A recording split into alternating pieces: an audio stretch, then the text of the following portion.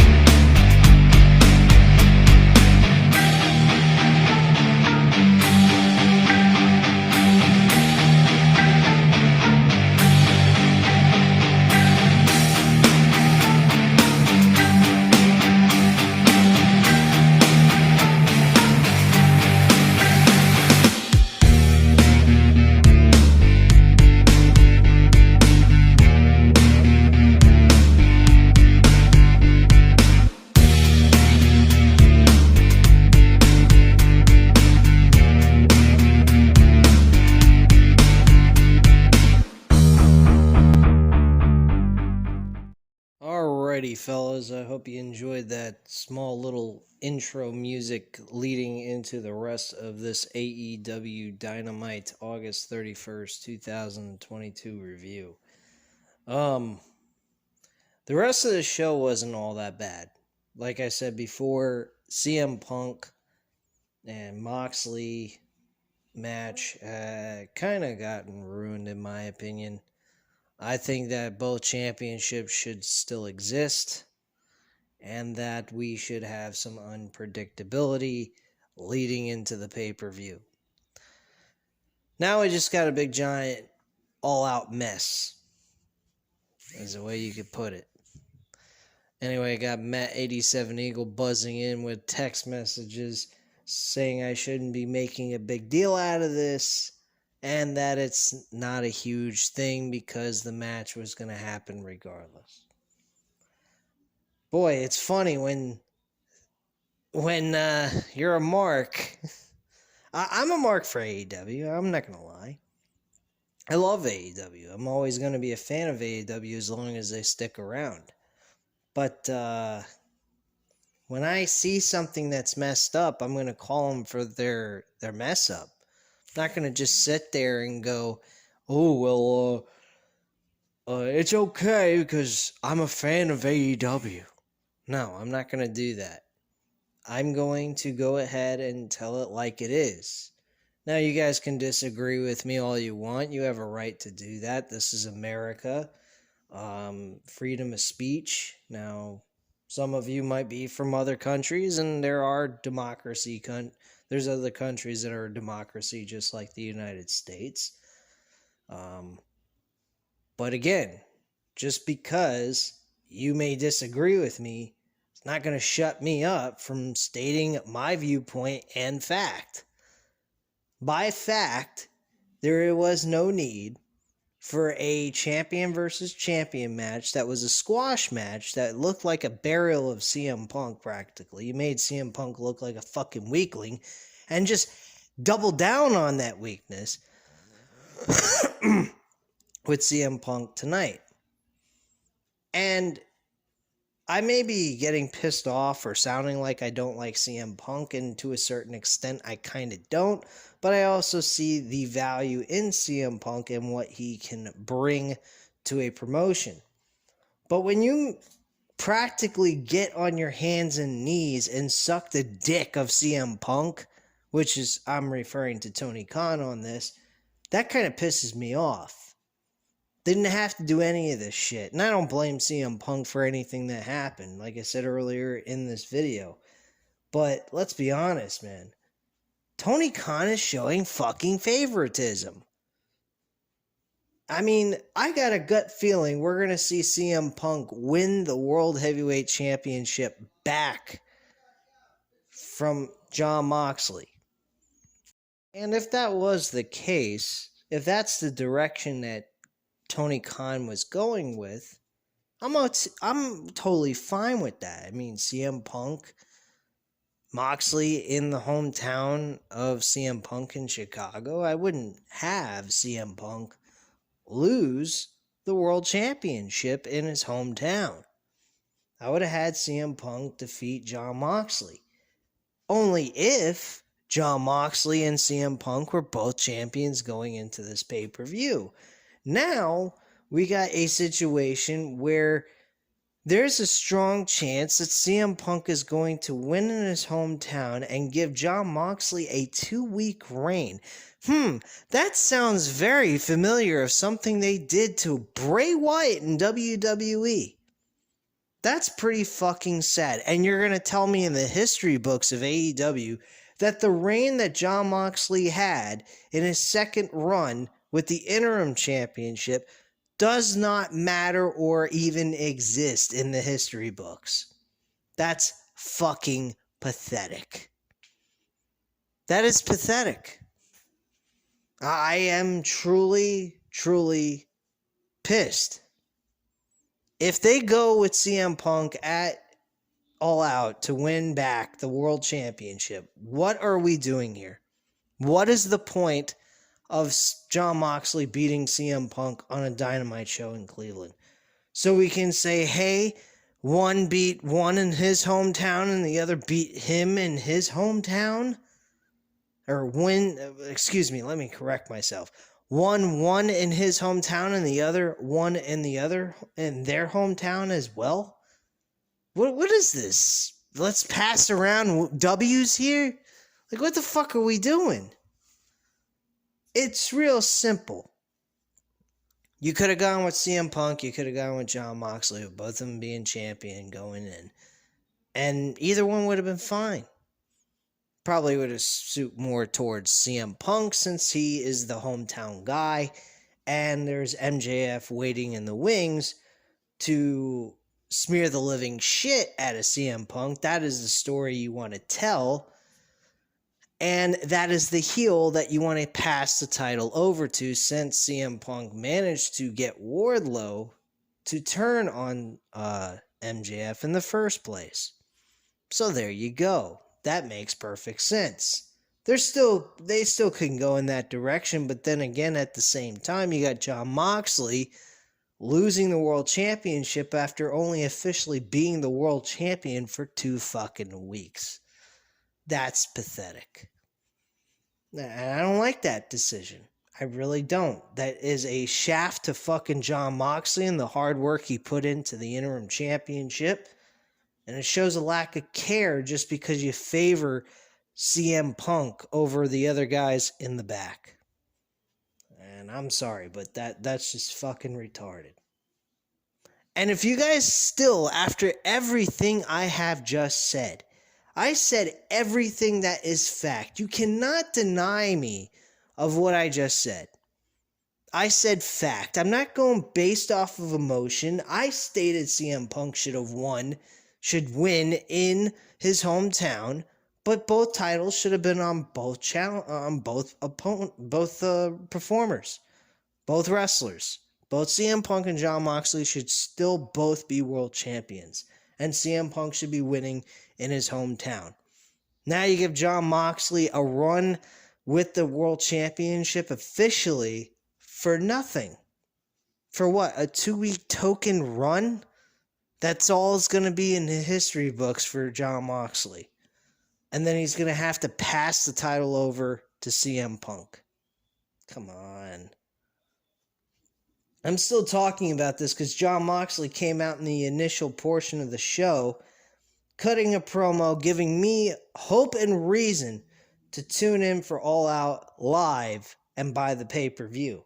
I'm still going to buy it, regardless of the fucking damn decision that they went with. That originally should have still be taking place at this point with both of them being champion.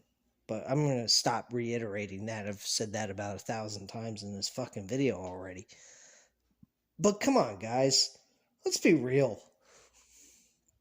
Jon Moxley issues an open challenge to anybody, and they could have left it completely alone. Nobody's saying that they're going to sign the contract and face Jon Moxley at All Out. They could have just had a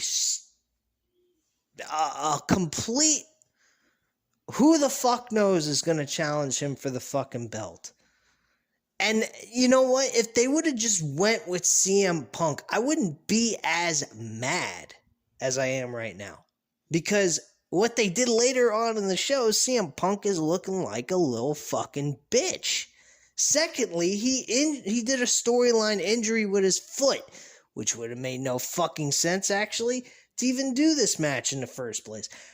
I keep saying this to Matt87 Eagle, and he keeps skipping past the fact that he had a storyline injury. I don't know if you folks remember this. Back in 2014, Vincent Mann did something very similar. He had Daniel Bryan go through 2 gruesome matches at WrestleMania 30, winning the World Heavyweight Championship belts. And then the next night, instead of doing what Batista said, which is keep him off television, let him relax, give him time off, they bring him back out the next night, and he's getting attacked by Kane. Now, granted, this is not as bad as this, but then again, let's think about this. He injured his foot, kept him out of action for several months, and he was galloping on his foot. He couldn't really walk that well. He had a limp. And then he's getting cleared by AEW doctors. He performs, and in less than 3 minutes, they're selling an injury that he re-injured his foot. And then he's coming back the next week, which is this episode, walking around on it as if nothing ever fucking happened. Where is the logic? That is illogical. That is insanity. That is for morons who don't care about logical booking of a show. CM Punk shouldn't be having this match at all. You did a storyline where he injured himself. Why the fuck is he on TV?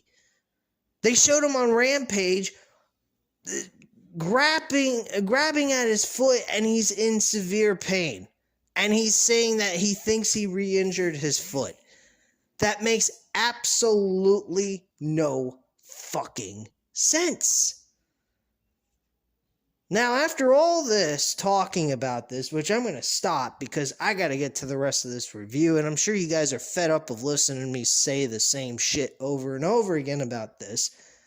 But come on, if you do not see the illogical booking of this matchup, there is something seriously wrong with you. And I'm sorry to say that to you guys. I hope you guys have your eyes open and realize that this is not the proper way that this match should have been booked in the first place. That's all I'm saying. I don't want to insult anybody. I don't want to hurt anyone's feelings. I want you guys to notice the fuck up that Tony Khan has done. And if you've already noticed that, terrific. I'm very happy for you. For the ones that haven't, understand where I'm coming from and open your eyes. And if you don't want to open your eyes, what the you sound like a WWE fucking moron when Vince McMahon was booking the shows. So please, don't do that. Be an intelligent person and realize that, no, the match between Punk and Moxley is not a bad match. It's the way it was set up. It's fucked up. And it makes absolutely no sense to me. And that's why I'm getting frustrated the way I am. And if nobody likes it, I don't know what to tell you.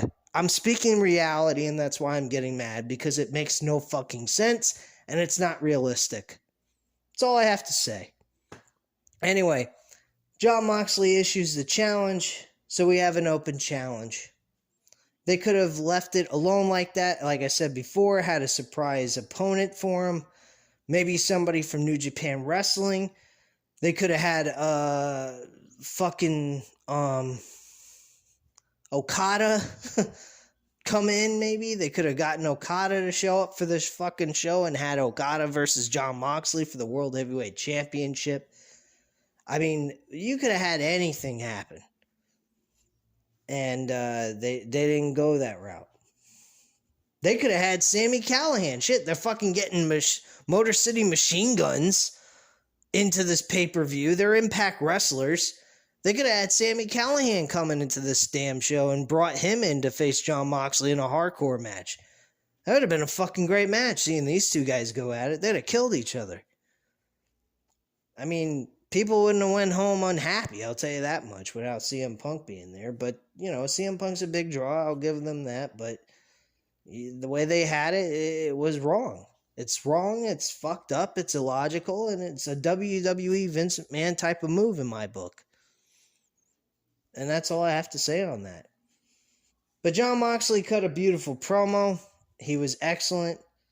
He kept bashing the shit out of CM Punk, which, you know, I think that's a little bit of a bad move.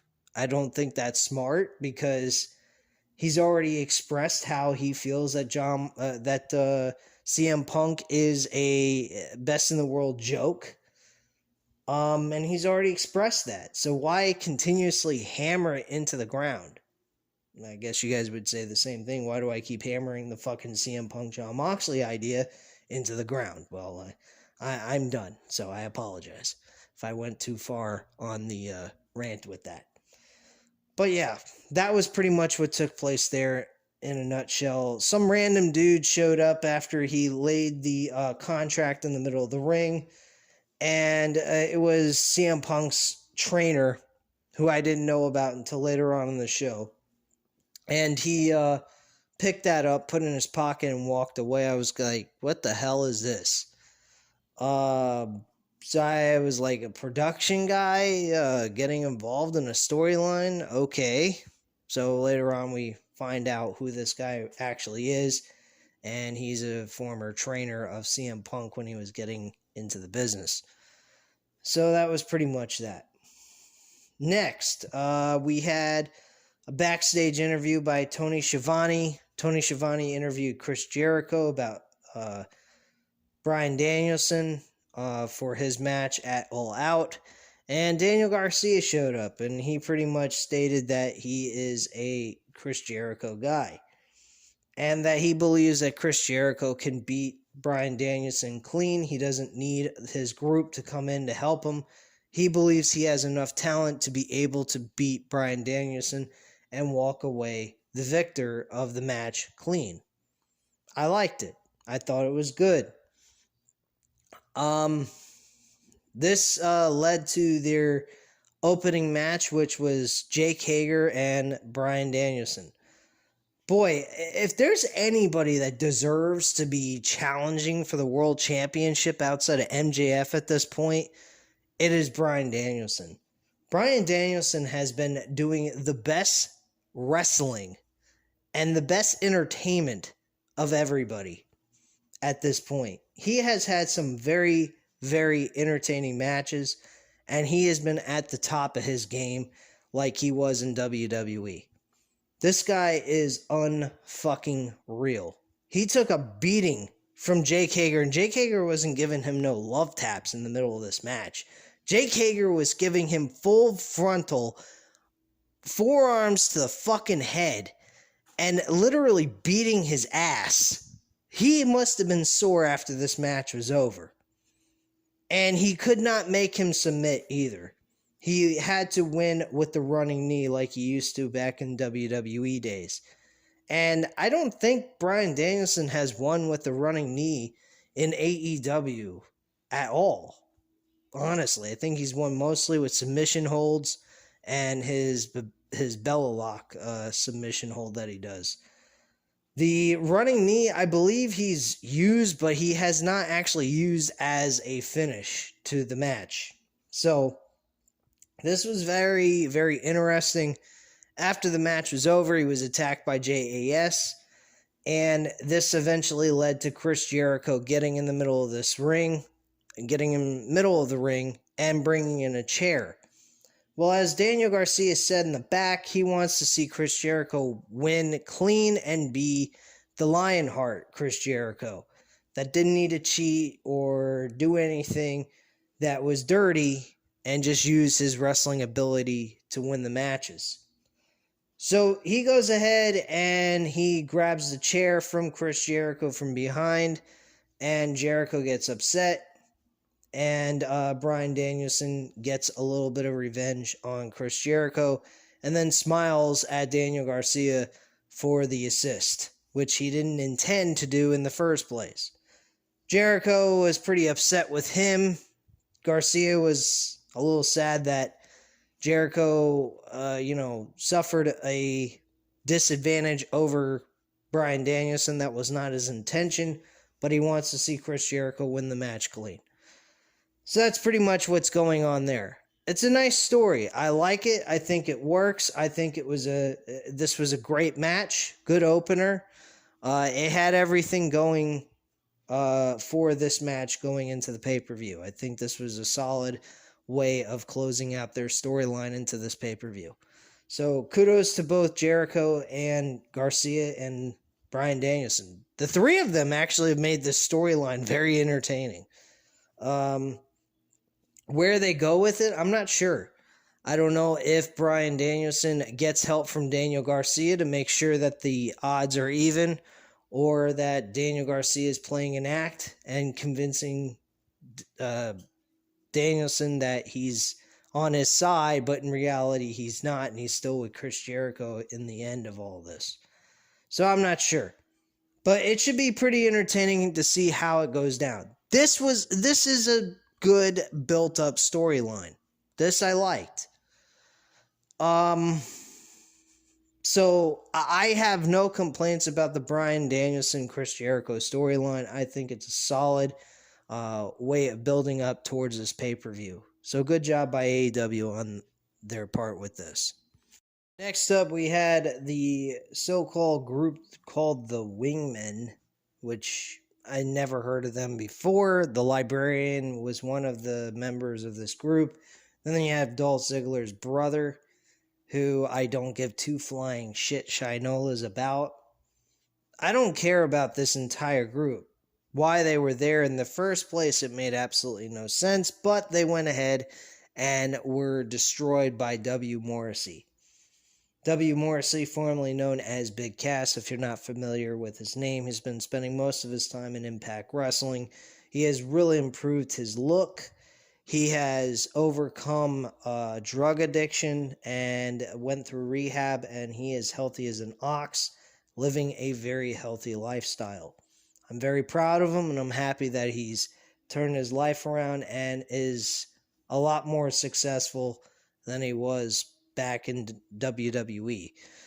Not saying that WWE wouldn't have done right by him now that Triple H has taken over, but I mean, still, W. Morrissey has been doing well on his own without WWE in the first place, so I think he's perfectly fine with an AEW run. He attacked all the members of the Wingmen, and then afterwards Stokely came in and issued a card to him to have him join his group. Now, this is all well and good. We're offering business cards to talented performers like Ethan Page and W. Morrissey and Lee Moriarty and all that, but we're not seeing these guys come out with Stokely in any way, shape, or form. He just continuously issues out business cards. Now, get to the fucking point with Stokely recruiting all these people and start utilizing them on television. Not just continuously keep issuing out business cards. I guarantee you most people don't even remember half of the fucking people Stokely has issued a business card out to join his little group. So I don't quite understand this logic that we're not seeing these guys that were recruited by Stokely coming down with him and issuing out more business cards to people they think are worthy enough to join their group. That's a fucking problem right there. And I have not mentioned that until just now. But I've realized that going through all the list of guys this guy has picked up, he has not had any of them show up on TV with him while he's picking up new recruits. That is idiotic. People's attention spans are not exactly all that great anymore these days. Their minds are so fixated on fucking computerized garbage and shit like that that they happen to forget. Shit, I probably would be one of those people that have forgotten some of the people he's recruited. I don't remember every fucking person he recruited. This has been over 2 months worth of recruiting. Where the fuck are they? What the hell are they doing? That's another problem that I have with what Tony Khan's doing lately. I mean, this makes absolutely no sense not to have the people he's recruited not be on television. The last time we seen Ethan Page, when was that? Oh, I don't know. When fucking Stokely recruited Ethan Page. Have we seen him since? No, this was last month. Why hasn't Ethan Page been on television? He's cut some really good promos. He's done some excellent work in the ring. And yet he's doing nothing. Doing absolutely fucking nothing. He had a segment where he was recruited by Stokely and we haven't seen him since.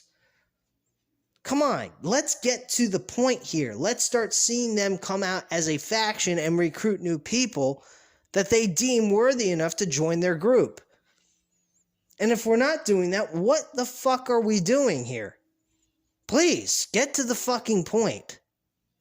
It is idiotic to drag it out and continuously issue out business cards without, introducing and bringing in the guys that he's already, recruited to come with him.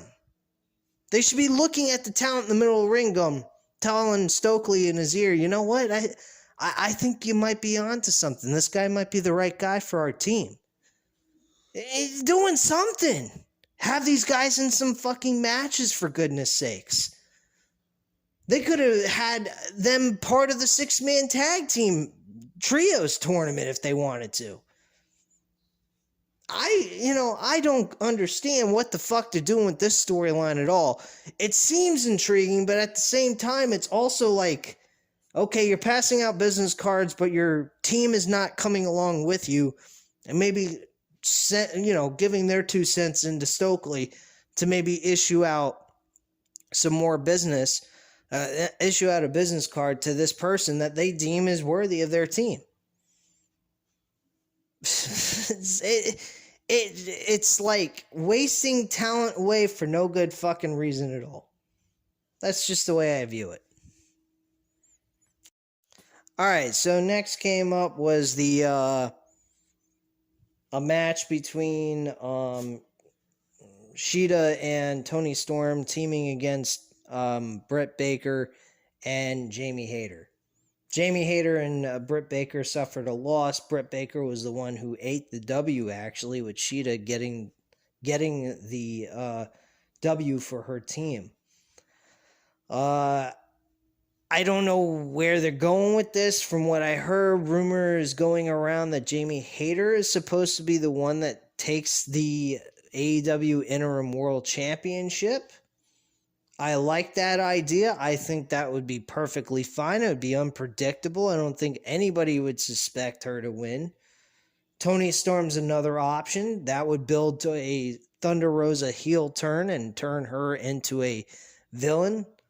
I think that would be very cool. I think at this point, with all the disrespect that AEW has given to her and how they've treated her as women's champion with no direction whatsoever, her coming back as a heel would actually be the smart thing to do.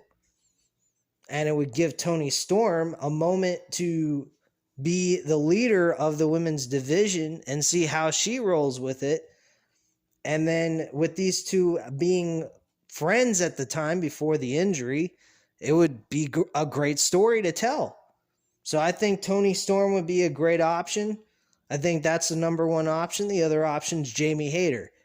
Anything else, Sheeta and Britt Baker? No, they don't need to win the title. They've already had their moment in the sun with the World Championship in the women's division. It's time to go with something else. Toni Storm's the most logical one, and Jamie Hayter's the most surprising one out of the bunch, and it would make a little sense to bring these two together, Jamie Hayter and Thunder Rosa, because of their real life situation that they had with the broken nose that Jamie Hayter suffered during their tag team match that they had a couple of weeks back when Toni Storm and Thunder Rosa were teaming together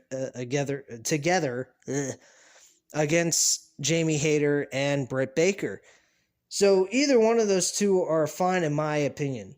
I really think that they could tell a good story with either one of those women, and I think we would get a great match out of it as well with either one. So that's just the way I view that situation. We also had Miro having a very... He 1 minute in his promos, he's favoring God. The next minute, he's not favoring God. He's saying in this promo that God made a deal with the devil. Why would God make a deal with the devil? That made absolutely no fucking sense to me, what he said. But he's the Redeemer. What? This guy's coming across like he's a Christian, yet he's saying in the same breath that God made a deal with the devil. Why would God make a deal with the devil? That makes absolutely no fucking sense in that entire statement. But whatever. I mean, I digress with this. Darby Allin and Sting came into the picture. They made the story, the segment a little bit better. And they pretty much stated that they're going to bring down Malachi Black in the House of Black because they believe that Brody King and Buddy Matthews don't need Malachi Black to make it in AEW. So they were actually talking positive about two of their opponents out of the three and saying Malachi Black is the weak link of their group. And he basically holds them back as if Edge did the same thing with Damian Priest and Rhea Ripley at the time. This sounds like a fucking Judgment Day type of storyline that they're trying to tell with Malachi Black being Edge in this whole situation. This is insane. But whatever, man.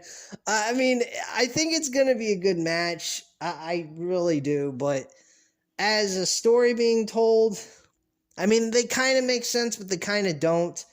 Miro getting involved in the match and Malachi Black taking an L in that match, that 6-man tag team match last week on Rampage. That was absolutely ridiculous. I mean, I don't know, man. I really don't.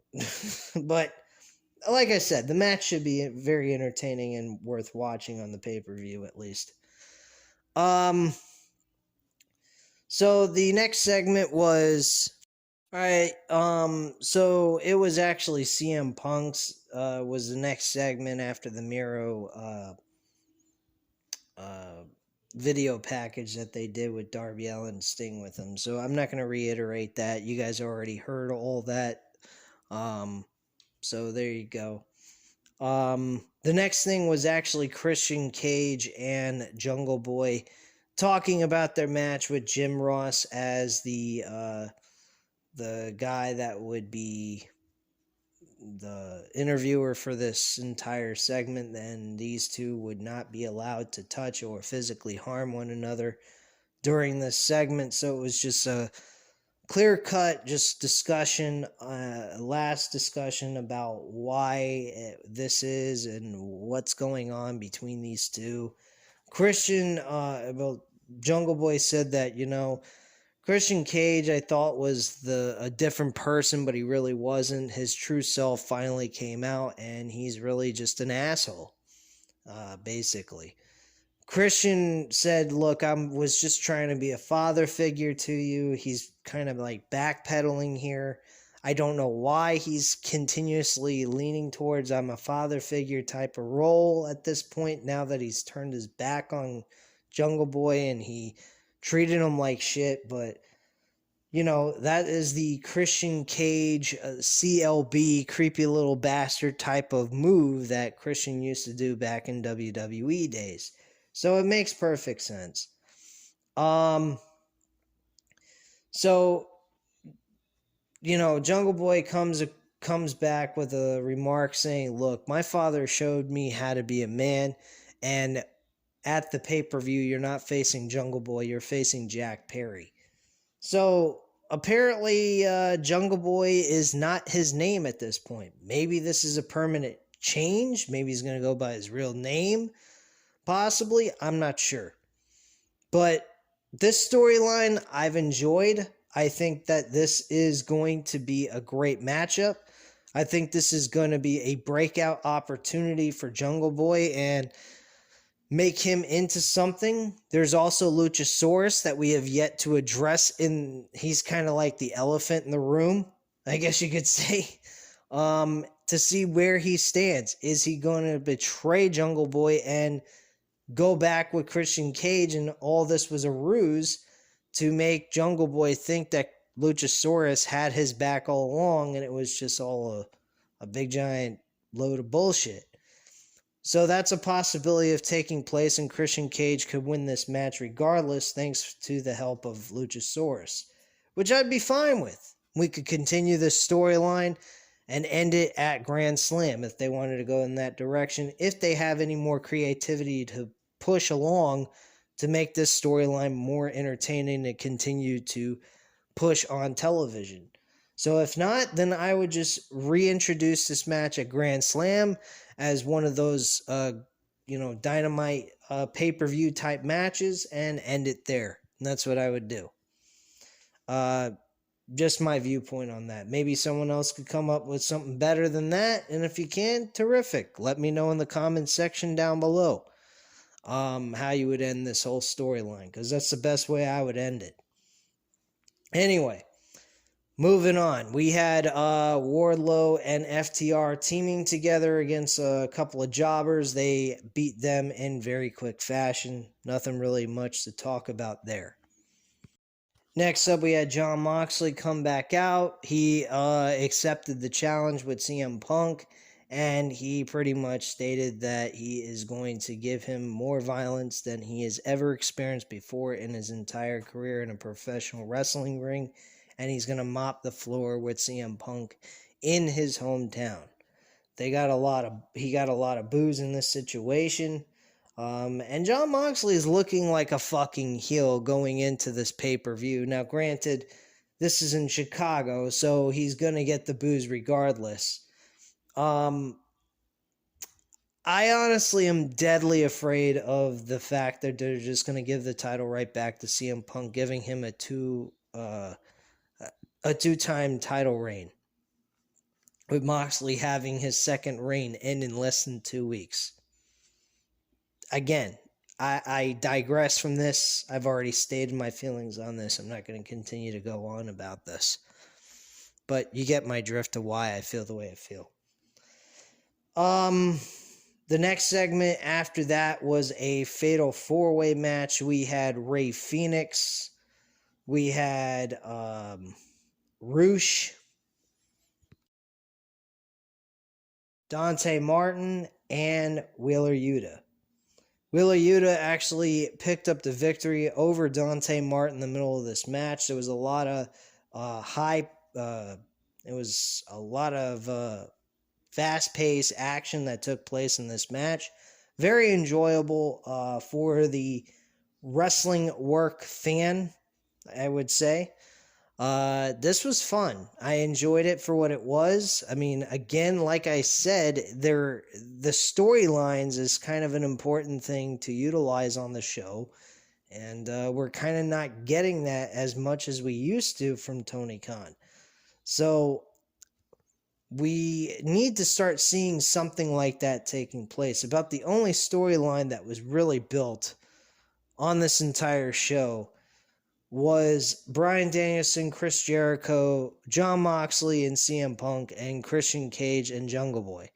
That's about it. And then we had a little bit of like Miro and his group with Darby Allin and Sting against the House of Black. But other than that, there was not a whole lot of anything else that took place on this show. Another side note that took place on this show is actually Hangman Page has taken the spot of one of the Dark Order members who are injured, and he doesn't seem too excited to even be part of this. You could clearly see that in the second segment where he, volunteered to join the Dark Order in the 6-man tag team trios tournament. And he really did not look like he was interested. He kind of feels out of place.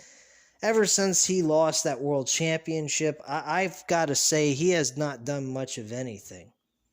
And that's pretty sad that he doesn't have a storyline, a rivalry of some kind to go off of and actually battle over something, maybe some supremacy, gain momentum to re-challenging for the World Heavyweight Championship at some point down the line. None of that at all has taken place for him since losing the World Championship. He has been an afterthought. That is the wrong way to do things, especially when you made him a world champion for 6 fucking months. Come on. When you take a title off of a guy, make him have some kind of importance after he loses the belt.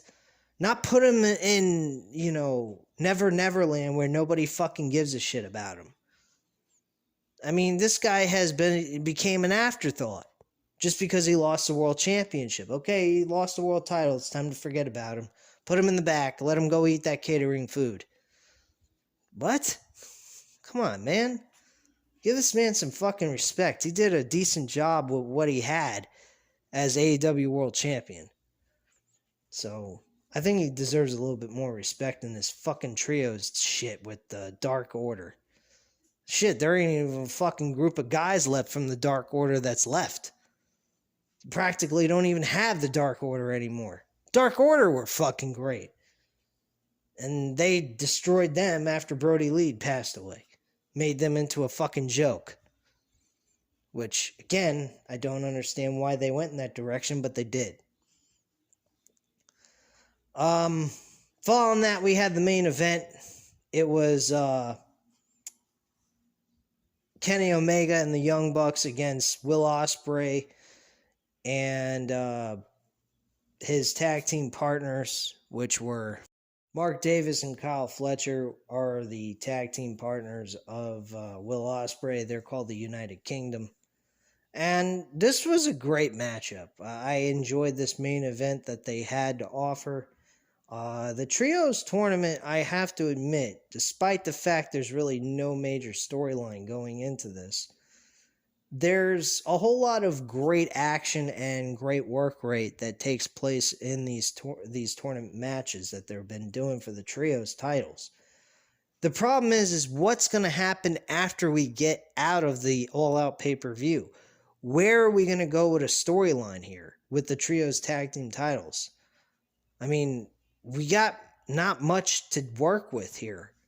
The tag team titles are like completely and utterly forgotten about. The place on Keith Lee and Swerve Strickland, who looked like they were going to break up at one point. The Young Bucks and FTR should have been going at it over the fucking tag team titles and unifying all the belts to see who is the absolute best. That was the storyline I would have built the whole thing off of. And they totally went in a different direction with that. Just so they could have the Young Bucks part of the Trios tournament with Kenny Omega. I just don't understand this nonsense. I don't even really think they need a Trios championship. Granted, the fact that I'm talking positive about these Trios matches that they've had for this tournament, it's been exciting. I'm not going to deny that. But at the same time, there's no storyline. And I honestly don't think it's necessary to have a Trios championships. And at some point, we're going to see women's tag team titles in the AEW promotion. Why do we need women's tag team wrestling? At least with with tag team titles. Like, why do we need that? We have a TBS Women's Championship. Athena's challenging over a mid-card title for the women's division. It's going to be a good match. Jade Cargill and Athena are going to be a pretty damn good match. I think it's going to be a fun match to watch. Granted, I think they could have put a little bit more effort into it. Now, there might be some backstage rumors going on about that to why they didn't do enough building towards it outside of Chris Statlander being injured. They could have built off of this and made it even more important, but granted, at the same time, there might have been some kind of issues going on with that they just put a hold on it and just made the match take place anyway. If that's the case, fine. They can always build off of this in the future. And, have a fuck finish, what have you, and leave it at that. And then Jade Cargill can eventually lose the TBS championship down the line somewhere else. But we're getting none of that. I think the match, though, is going to be fun. I don't think anyone should have any complaints about it. But same time, we kind of had like an on and off situation take place with this storyline. And recently, it's just been completely off mostly. So I'm not sure. But again, like I said, I think Jade Cargill and Athena will produce a good match for us to watch on this pay-per-view. Going back to the main event, Kenny Omega and the Young Bucks win this matchup. Will Ospreay, I mean, there's not much to say about Will Ospreay. He's just fucking unbelievable at what he does. I tell you this, guys, Will Ospreay over goes to fucking WWE with Triple H. I mean, shit. Imagine this, Will Ospreay versus fucking Ricochet in a one-on-one match with their wrestling style. Holy shit. That'd be a hell of a fucking match. I mean, again, They had a great matchup. Kenny Omega won the match with the One Wing Angel on, I believe it was Mark Davis. And he got the 1-2-3, and that's how the match ended. Kenny Omega looks pretty banged up still, even after all this time of healing and staying away from the ring. He looks like he's pretty, banged up. I don't know if he came back a little too early or not. I'm not very sure on that. I think that they're possibly doing the correct thing, putting him in this trios tournament because he doesn't have to wrestle as much. But let's face facts. They didn't have to put him in anything. They could have made him as a manager for the Young Bucks leading into the FTR. They could have kept Adam Cole and the Red Dragon with the rest of the Elite instead of breaking them apart. There's still no mention about that. Adam Cole and the Red Dragon are just completely gone out of the picture after they attacked the Young Bucks. So a lot of this makes absolutely no fucking sense what they're doing with that. I don't know if Adam Cole is injured or what have you. But there has been a lot of injuries taking place within this promotion. I got to admit to that. So maybe they're just taking some precautionaries here just to play it safe so they don't, make him worse in the way he's, with the injuries already has. So that's pretty much it, guys. That's all I have to say at this time. You know what to do. Hit the like button if you like this video. Hit the subscribe button if you're not already subscribed to the channel. And as always, leave a comment down below, and I'll definitely get back to you on that. And I thank you guys very much for watching. Have a great night, guys. Bye.